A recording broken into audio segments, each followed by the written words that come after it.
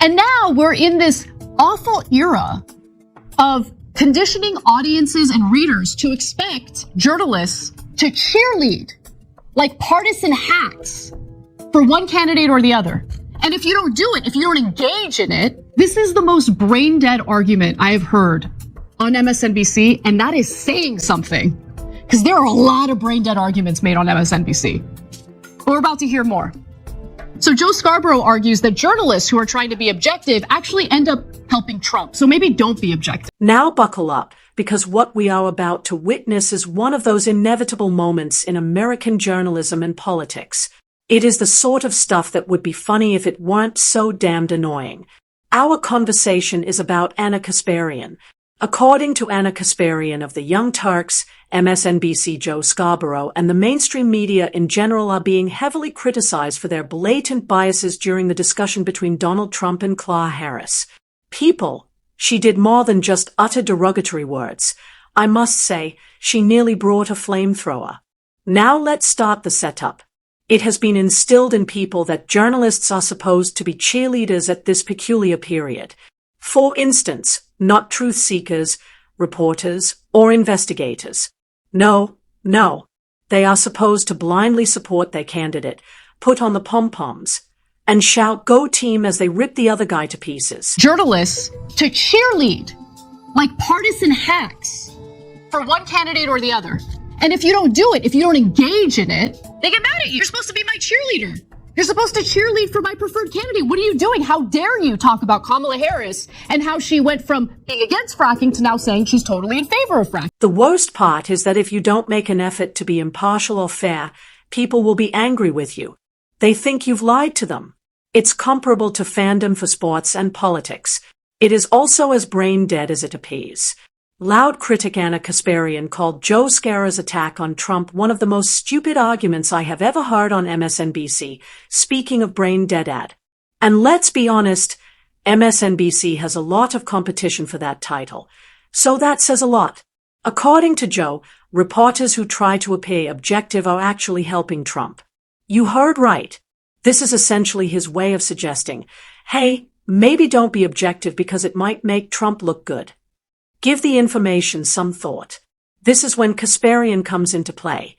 She points out that Scarborough and his network are not only guilty of giving Kamala Harris preferential treatment, they have effectively been her bodyguards in the media world.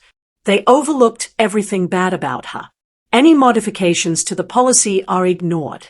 But everything about Trump was presented as the latest chapter in the tale of his terrible nature, from a mispronounced phrase to a facial expression. There was more to it than biased reporting. She characterized it as a purposeful strategy to influence the public in Harris' favor. It wasn't intended to teach you anything. The goal was to control you. Journalists should hide information about Kamala Harris from you, so you don't vote for Trump and definitely vote for Kamala Harris. In other words, they want the media to manipulate you and do the exact opposite of journalism. For the past 9 years, the media has essentially done nothing but shout that Trump is a tyrant, a fascist, a threat to democracy. And yes, the predictable Hitler analogies were present. Scarborough's main argument is that the media failed to warn us about Trump adequately, which is ridiculous. Kasparians frequently ask, Joe, buddy, what didn't they say about him? She's not wrong, either. They have tried every possible narrative to paint Trump as the end of America as we know it. And what do you know? It didn't work. People become numb from it. Trump is the apocalypse, not a wolf, but it's comparable to the boy who cried wolf. The media doesn't fearmonger about Trump enough? Has he considered that maybe, just maybe, the media had been fearmongering about Trump so much, so often, that Americans have become desensitized to it? Has he considered that? Has he considered the fact that Joe Biden ran his campaign almost entirely on Donald Trump is a threat to democracy, and it wasn't working? Why do you think it wasn't working? This is the most brain-dead argument I have heard on And the worst is yet to come. Scarborough actually points to Trump's visit to Arlington as evidence of the media's failures. According to him, they should have turned it into a major controversy. Think about that. He is not saying, report the facts and let people make their own decisions. Make a huge fuss out of something that isn't that important, he said, so that everyone thinks Trump is the villain. That isn't the case with journalism. It's propaganda. His saying that silence section out loud on live television without even realizing how terrible it sounds. Something. Because there are a lot of brain-dead arguments made on MSNBC. But we're about to hear more. So Joe Scarborough argues that journalists who are trying to be objective actually end up helping Trump. So maybe don't be objective. Let's watch. Even Arlington, you've seen major newspaper outlets talk about, well, how will this impact Kamala Harris and the issue of Afghanistan after he goes? And he does a thumbs up and pictures. Well, and just acts like a brute and desecrates Arlington. That's not a time to say, well, how does it's. But again, we see it time and time again. For some reason, the mainstream media.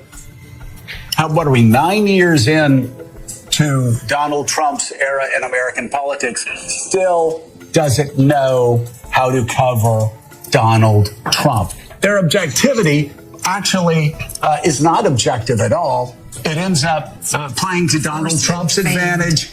Kasparian's reaction to everything is essentially, are you kidding me? It is clear that she is asking the right questions. Voters should be informed about Kamala Harris' stances on issues like Afghanistan. Shouldn't we be allowed to ask her about her policy views without being accused of supporting Trump? At this point, I think she really delivers the knockout blow. If the implementation of Harris's plans results in Trump's victory, doesn't it speak more about Harris than it does about Trump? Yes, exactly.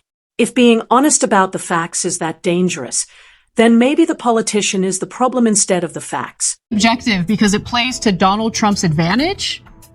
Why? Because journalists want to answer a question about how Kamala Harris would handle Afghanistan, what her views on Afghanistan happen to be. Do the American voters have the right to know where Kamala Harris stands on those issues? Or should we be kept in the dark because Trump bad? Trump bad. That's what Joe Scarborough wants. He wants journalists to line up and say in unison over and over again, Trump bad. Because that's been real effective, right? At this point, things start to heat up. Kasparian brings up Harris's infamous 60 Minutes interview. Now, if you just watched the broadcast version, you probably thought she was okay.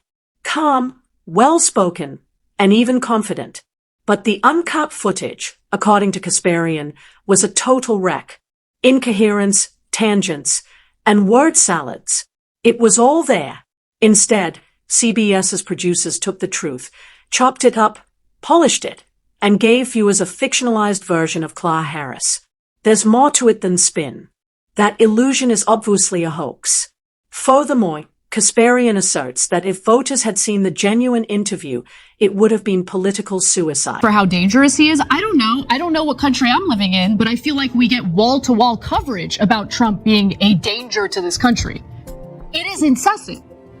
It is all they talk about on MSNBC. Did he just suggest that journalists shouldn't report on Kamala Harris changing her mind on fracking? Is that not an important policy that voters should be informed about? And also, is he under the impression that telling Americans the truth about where Kamala Harris stands on the issues automatically means that Donald Trump is going to win the election? She adds that Kamala is not the only person experiencing this problem. The media is a systemic problem. In the past, she says, left-wing media outlets prided themselves on not misleading their audience. She believed her side was above Fox News's deceit when she first joined the Young Turks in 2007. But now, her own side has just as much, if not more, responsibility. They have become what they used to mock. This is when I started my career, when I started working at TYT back in 2007, there really wasn't like left-wing media. There was like Fox News, and the right-wing media infrastructure was kind of being built. And I prided myself and the left wing on the fact that we didn't try to manipulate audiences, and we didn't try to lie to people or cover up the truth about our preferred candidates or preferred politicians.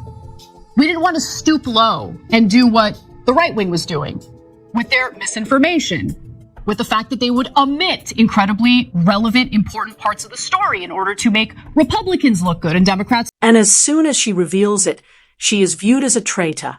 She abruptly stops being honest. She opposes the cause. The tragic and educational aspects enter the picture at this point. There was no discussion or consideration of Kasparian's criticism by the left. She didn't back their candidate. Therefore, they betrayed her. Now we're in this awful era of conditioning audiences and readers to expect journalists to cheerlead like partisan hacks for one candidate or the other. And if you don't do it, if you don't engage it. She even dared to mention Harris's reversal of fracking. Could she?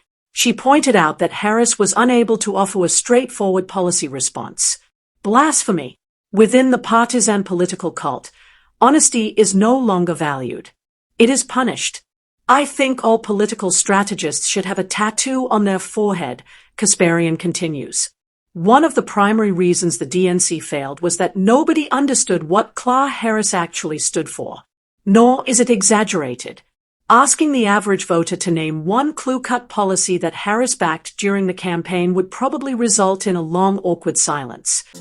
Listen, he wants to be a cheerleader for one side. That's great. Go be a cheerleader for one side. But don't sit there on your boring-ass morning show where you try to gaslight the American public about Biden's mental health and pass judgment on people who are trying to get Kamala Harris to answer questions on something amazing, policy, where she stands on policy. Because there are voters out there, believe it or not, who aren't partisan hacks. Those are the individuals who actually end up deciding elections, and they want to know where Kamala Harris stands. Passion cannot be evoked by a candidate who is just a collection of catchphrases and Instagram picture opportunities.